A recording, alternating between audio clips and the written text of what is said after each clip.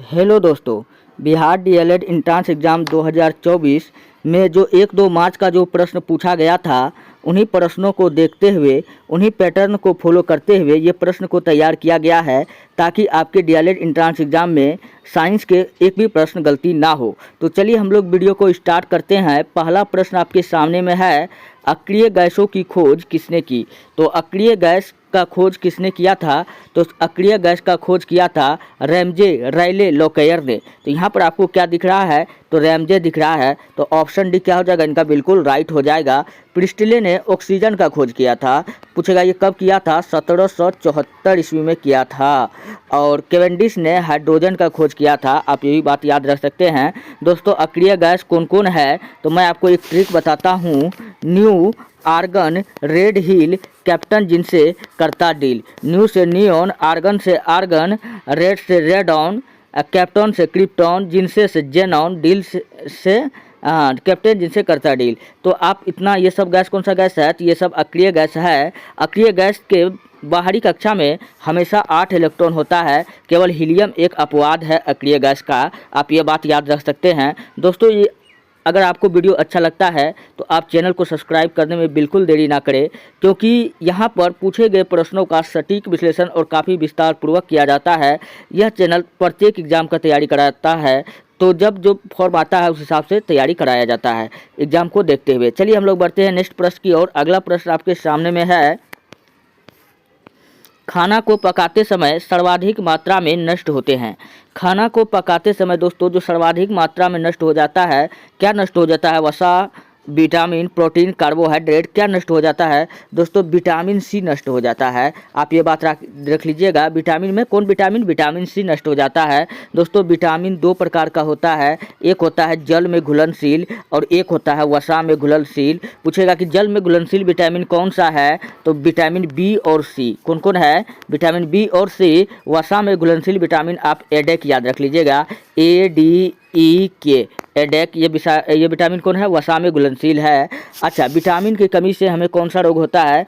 Vitamin C की कमी से कौन सा रोग होता है? तो स्कर्वी रोग होता है। कौन सा रोग होता है? स्कर्वी रोग होता है। इसको गर्म करने पर नष्ट भी किया जा सकता है, किया जाता है। तो नष्ट हो जाता है, क्या जाता है? नष्ट हो ही जाता है। और इसके बारे में जाने, विटामिन सी घाव को जल्दी भरने वाला विटामिन है।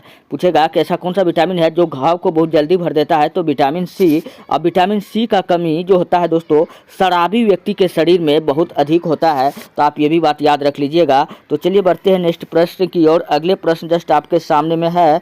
क्वेश्चन आपके सामने में तीसरा नंबर का है, पीले फास्फोरस को रखा जाता है। तो पीले फास्फोरस को कहाँ रखा जाता है? पीले फास्फोरस को कहाँ रखा जाता है? जल में, केरोसिन में, पेट्रोल में, हवा में। दोस्तों पीले फास्फोरस को रखा जाता है, जल में रखा जाता है, क्योंकि जल में ये शांत रहता है। तो ऑप्शन भी क्या हो जाएगा? इसका बिल्कुल राइट हो जाएगा। मैं आपको एक पहेली देता हूँ, निश्चित रूप से आपको 4-5 प्रश्न जरूर सॉल्व करवा देगा। तो चलिए अब मैं आपसे पूछता हूँ, आप इसका जवाब दीजिए। चाकू से कटती है, हवा में जलती है, पानी में करती है विस्फोट, केरोसिन में रहती है शांत, अजब गजब है धातु भैया, बताओ इसका नाम। दोस्तों आप फटाफट कमेंट में बताते चलिए कि ऐसा कौन सा धातु है जो चाकू से कटती है, हवा में जलती है, पानी में करती है विस्फोट, केरोसिन में रहती है शांत, अजब गजब है धातु भैया, बताओ इसका नाम। उम्मीद करते हैं कि आप लोग इसका आंसर जरूर देंगे, क्योंकि आप लोगों ने बहुत अच्छे से तैयारी पिछले क्लास में करके आए हैं। तो चलिए बढ़ते हैं नेक्स्ट प्रश्न की ओर। अगला प्रश्न आपके सामने में है, कौन सी गैस चांदी की सतह को काला कर देता है? तो चांदी की सतह को काला करने वाला गैस दोस्तों पूछे कौन सा होता है? तो आपको बताना है ओजोन गैस होता है। कौन सा होता है? तो ओजोन गैस होता है। एक होता है ओजोन परत, एक होता है ओजोन गैस। दोस्तों ये ओजोन गैस है, परत नहीं है। तो इसलिए इसका ऑप्शन एक क्या हो जाएगा? बिल्कुल राइट हो जाएगा। ओजोन गैस का अगर सूत्र पूछे तो आपको बताना है कि O3 क्या होता है? O3 होता है रासायनिक सूत्र। अच्छा, इसका कलर पूछे कैसा होता है? तो आपको बताना है हल्का नीला। क्या बताना है? हल्का नीला। और ये काफ़ी विषैली गैस है। अच्छा, अगर आपसे पूछे कि इसका खोज किसने किया था, तो आपको बताना है क्रिश्चियन राइनोबाइन ने किया था। किसने किया था? क्रिश्चियन राइनोबाइन ने किया था। कब किया था? तो 1839 ईस्वी में किया था। आप ये भी बात याद रख सकते हैं। अच्छा, और भी आपको कुछ बात याद रख सकते हैं, जैसे ये ओजोन गैस था। अगर पूछे ओजोन परत का खोज किसने किया था, तब आपको बताना है फेबरी चार्ल्स। क्या बताना है? फेबरी चार्ल्स और हेनरी बुसेन। क्या बताना है? हेनरी बुसेन। हेनरी बुसेन, ये दोनों कहाँ का था? ये दोनों था फ्रांस का। तो ये दोनों ने किसका खोज किया था? तो ओजोन परत का खोज किया था। आप ये बात याद रख सकते हैं। अगर पूछे कि वायुमंडल में ओजोन गैस जो है कितना प्रतिशत है, तो आपको बताना है 0.02% है वायुमंडल में। अच्छा, और अगर पूछे कि कार्बन डाइऑक्साइड जो है वायुमंडल में कितना है, तो 0.03% है। वहीं अगर पूछे कि ऑक्सीजन वायुमंडल में कितना है, तो लगभग 20% है। अगर आपसे पूछे कि हमारे वायुमंडल में सर्वाधिक कौन सा गैस पाया जाता है, आपको बताना है कि नाइट्रोजन पाया जाता है। कितना पाया जाता है? 78% पाया जाता है। सर्वाधिक नाइट्रोजन पूछेगा किस में पाया जाता है, तो आपको बताना है कि यूरिया में पाया जाता है। किस में पाया जाता है? यूरिया में पाया जाता है। अच्छा, बिजली चमकने पर पूछेगा कि कौन सा गैस उत्पन्न होता है, तो नाइट्रोजन गैस उत्पन्न होता है। तो आप ये भी बात याद रख सकते हैं। ये सब प्रश्न पूछा हुआ प्रश्न है, आपको ये सब प्रश्न का जवाब आना चाहिए। चलिए, अगर दोस्तों अगर आपसे पूछ ले कि ऑक्सीजन क्या होता अगर दुनिया में ऑक्सीजन का मात्रा जो है 20% से ज़्यादा 78% ऑक्सीजन रह जाता, तो क्या दिक्कत हो जाता? 78% मान के चलिए कि नाइट्रोजन के जगह पे 78% ऑक्सीजन होता, तो क्या होता? दोस्तों कुछ नहीं होता, पूरी दुनिया आग लग जाती। हम सबको पता है कि ऑक्सीजन किसी भी चीज़ को जलाने में सहयोग करती है। तो केमिस्ट्री का जो आधुनिक केमिस्ट्री का जो पिता है और लेवेसियो, इन्होंने बताया था कि ऑक्सीजन किसी भी चीज़ को जलाने में सहयोग करता है, दहन के लिए आवश्यक है, इसलिए उसको हम लोग आधुनिक केमिस्ट्री का पिता भी कहते थे। तो चलिए हम लोग बढ़ते हैं नेक्स्ट प्रश्न की ओर। अगला प्रश्न जस्ट आपके सामने में है,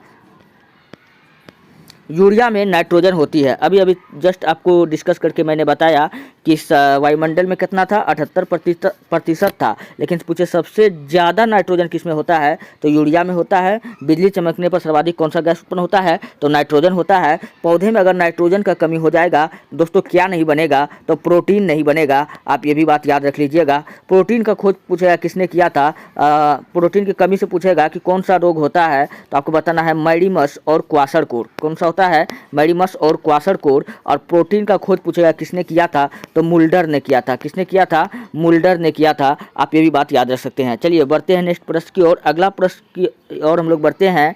नेक्स्ट प्रश्न आपके सामने में है, मूंगफली के तेल से हाइड्रोजनीकरण में प्रयुक्त उत्प्रेरक है। मूंगफली के तेल के हाइड्रोजनीकरण में प्रयुक्त उत्प्रेरक पूछ रहा है कि कौन सा है? निकल है, प्लेटिनियम है, तांबा है, लोहा है। तो इसका राइट आंसर क्या हो जाएगा कि निकल। क्या हो जाएगा? निकल होता है। तो ऑप्शन ए क्या हो जाएगा? इसका बिल्कुल राइट हो जाएगा। अच्छा, और मैं आपको कुछ बताता हूँ। अगर आपसे पूछे कि द्रव सोना किसको कहा जाता है, तो आपको बताना है प्लेटिनम कपास को कहा जाता है। लोहा जो होता है 4 प्रकार का होता है। महल से, आप ट्रिक याद रख लीजिएगा, महल से, म से मैग्नेटाइट, ह से हेमेटाइट, ल से लिमोनाइट, स से सीडेराइट। ये 4 प्रकार का लोहा होता है। आप ये सब बात भी याद रख सकते हैं। चलिए बढ़ते हैं नेक्स्ट प्रश्न की ओर। अगला प्रश्न आपके सामने में है, 7वां नंबर का क्वेश्चन है, आतिशबाजी में लाल रंग किस मूलक के कारण होता है?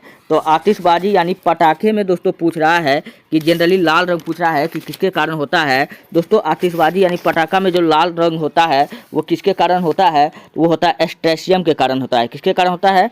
स्ट्रेशियम के कारण होता है। वहीं पूछे हरा रंग किसके कारण होता है, तो हरा रंग दोस्तों बेरियम के कारण होता है। कौन रंग होता है? हरा रंग होता है। अगर पीला रंग पूछे किसके कारण होता है, तो आपको बताना है कि सोडियम के कारण। कौन सा रंग होता है? तो पीला रंग होता है। और सोडियम को दोस्तों मैंने पीछे आपको पहली में बता करके आया था, सोडियम को हम लोग केरोसिन में शांत रख सकते हैं। तो उसका आंसर क्या था? सोडियम था। उसको चाकू से भी काटा जा सकता है। और चलिए हम लोग बढ़ते हैं नेक्स्ट प्रश्न की ओर। अगला प्रश्न जस्ट आपके सामने में है, 7वां नंबर का तो हो ही गया। और 8वां नंबर का प्रश्न है, अम्ल व क्षारों की अभिक्रिया के फलस्वरूप बने पदार्थ को कहते हैं। तो अम्ल और क्षार के अभिक्रिया के स्वरूप जो पदार्थ बनता है दोस्तों, उसको हम लोग किस नाम से जानते हैं? उसको हम लोग क्या कहते हैं? उसको हम लोग लवण और जल कहते हैं। क्या कहते हैं? अम्ल और क्षार की अभिक्रिया से जो पदार्थ बनता है उसको लवण और जल कहते हैं। तो जल तो ऑप्शन में दिख रहा है, लेकिन लवण दिख रहा है, तो इसका ऑप्शन भी क्या हो जाएगा? बिल्कुल राइट हो जाएगा। अच्छा, अगर आपसे पूछे कि अम्ल और क्षार का पता कैसे लगाया जाता है, दोस्तों जिसका पीएच मान 7 से कम होता है वो अम्ल होता है। जिसका पीएच मान 7 से अधिक होता है वो क्षार होता है। जिसका पीएच मान पूरा पूरी 7 होता है तो वो क्या होता है? उदासीन होता है।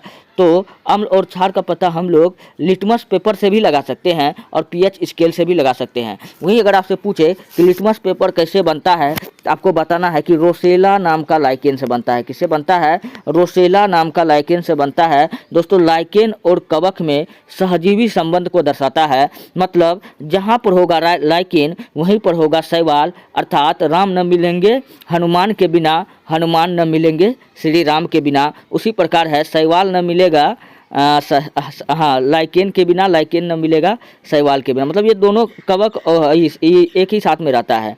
तो चलिए हम लोग बढ़ते हैं नेक्स्ट प्रश्न की ओर। अगला प्रश्न आपके सामने में है, उदासीनीकरण क्रिया में क्या बनता है? दोस्तों उदासीनीकरण अभिक्रिया में लवण एवं जल बनता है। कई बार हम लोग 9वां 10वां में इसको पढ़ करके आते हैं। अभी अभी मैंने बताया कि अम्ल का पता, अम्ल और क्षार का पता हम लोग पीएच स्केल से भी लगाते हैं। मैं यहाँ बता देते हैं कि पीएच स्केल का खोज पूछ लिया जाता है कि किसने किया था। आपको बताना है डॉक्टर साइडेंसन ने किया था। किसने किया था? डॉक्टर साइडेंसन ने किया था। चलिए हम लोग बढ़ते हैं नेक्स्ट प्रश्न की ओर। चलिए हम लोग बढ़ते हैं। अगला प्रश्न आपके सामने में है, सबसे शुद्धतम जल है। दोस्तों सबसे शुद्ध जल जो होता है वो कौन सा जल होता है? समुद्र का जल होता है, वर्षा का, नदी का, कुआं का। तो सबसे शुद्धतम जल जो होता है वो वर्षा का जल होता है। लेकिन याद रखिएगा कि यह जल पीने योग्य नहीं होता है। ये भी बात याद रख लीजिएगा। क्यों नहीं होता है? क्योंकि इसमें खनिज लवण नहीं पाए जाते हैं। तो आप ये सब बात याद रख सकते हैं। अच्छा, समुद्र का पानी खारा होता है क्यों होता है? क्योंकि इसमें सोडियम की मात्रा अधिक होता है। तो आप ये भी बात याद रख लीजिएगा।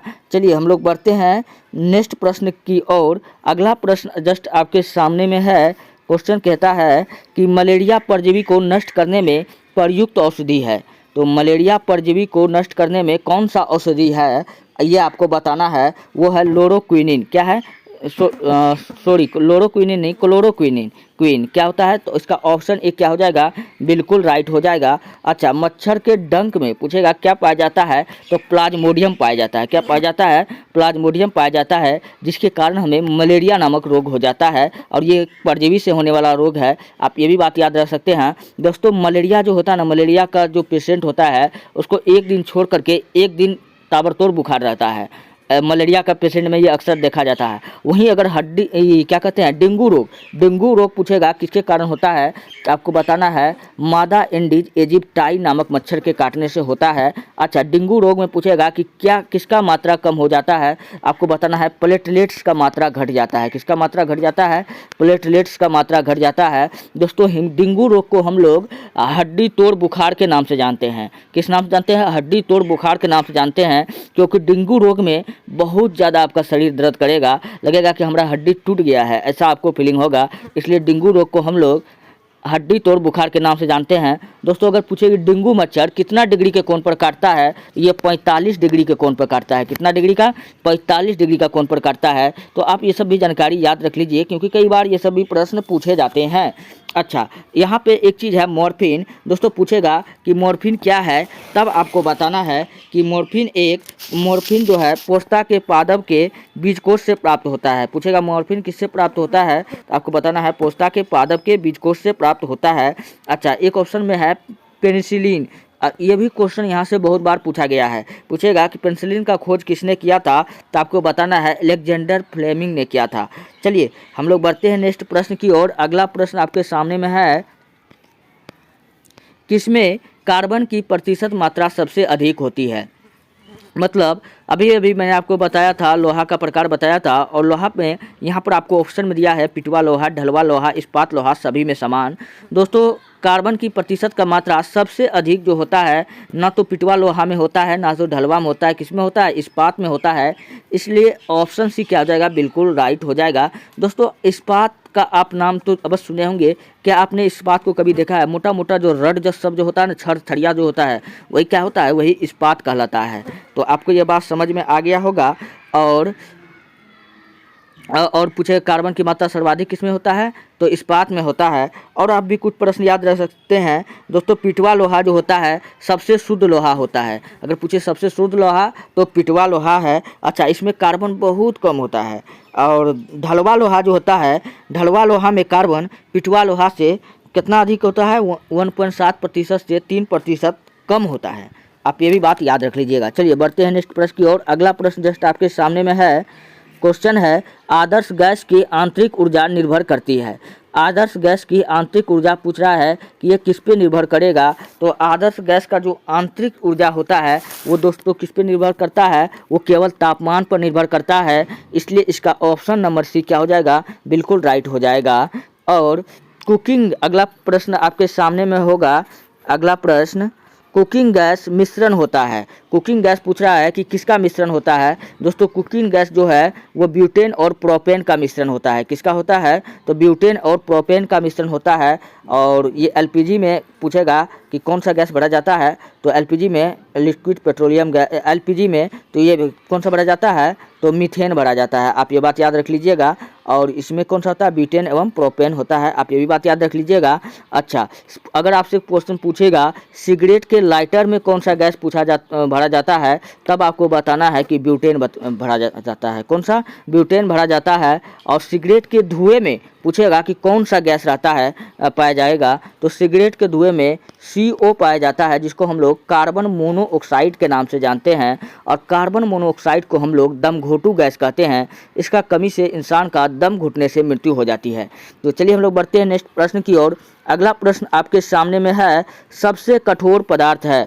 दोस्तों दुनिया का जो सबसे कठोर पदार्थ है वो पूछ रहा है कौन सा होता है, तो आपको बताना है कि हीरा होता है। कौन होता है, हीरा होता है। अगर पूछे हीरा का अपवर्तनांक कितना होता है, तो हीरा का अपवर्तनांक जो है 2.42 होता है। कितना होता है, 2.42 होता है। अच्छा, हीरा का प्रयोग पूछेगा किस में किया जाता है, तो शीशा काटने में किया जाता है। और अगर आपसे पूछे कि दुनिया का सबसे बड़ा हीरा कौन सा है, आपको बताना है कलिनन का हीरा। क्या बताना है, कलिनन का हीरा। अगर वही पूछे कि इसका वजन कितना होता है, तो आपको बताना है कि 3106 ग्राम। कितना बताना है, 3106 ग्राम। इसका कीमत पूछे कितना है, तो $400 मिलियन है। कितना है, $400 मिलियन है। लगभग अगर आपको पूछा जाए कितना, तो 31 अरब के आसपास है। अगर आपसे क्वेश्चन पूछा जाए कि हीरा के वजन, यानी हीरा के वजन को पूछा जाए या सोना का वजन पूछा जाए, हम लोग किस में मापते हैं, तो हम लोग कैरेट में मापते हैं। और आभूषण का जो है, शुद्ध आभूषण का पहचान के लिए हम लोग एग मार्क का प्रयोग, हॉल मार्क का प्रयोग करते हैं। आप ये भी बात याद रख लीजिएगा। अच्छा, भारत में पूछेगा कि हीरा का खान कहाँ पर है। दोस्तों आपने मूवी देखा होगा, आपने कौन सा मूवी देखा होगा, तो आपने मूवी देखा होगा KGF। KGF में क से KGF, क से कोलार, क से कर्नाटक। तो कोलार का खान कर्नाटक में है, जो हीरा के लिए फेमस है। और यही कलिनन का हीरा जो बताए थे, ये कहाँ में अधिक पाया जाता है, ये दक्षिण अफ्रीका में। कहाँ, दक्षिण अफ्रीका में। चलिए हम लोग बढ़ते हैं नेक्स्ट प्रश्न की ओर। अगला प्रश्न जस्ट आपके सामने में है, ऑक्सीजन के। चलिए ये 15 ही प्रश्न मैं करवाता हूँ आज, और इससे आगे भी करवाया जाएगा। दोस्तों इस चैनल पर पूछे गए प्रश्नों का सटीक एवं काफ़ी विस्तारित विश्लेषण किया जाता है। किसी भी एग्जाम में अब तक पूछे गए सारे MCQ करवाए जाते हैं। तो आप लोग चैनल को सब्सक्राइब करने में बिल्कुल मत घबराइए और बिल्कुल देर भी मत कीजिए। इसलिए आप हमारे चैनल को, वीडियो अगर अच्छा लगता है तो चैनल को सब्सक्राइब कीजिए, वीडियो को लाइक कीजिए, जितना हो सके अपने दोस्तों में भेजिए। मिलते हैं नेक्स्ट वीडियो में, धन्यवाद।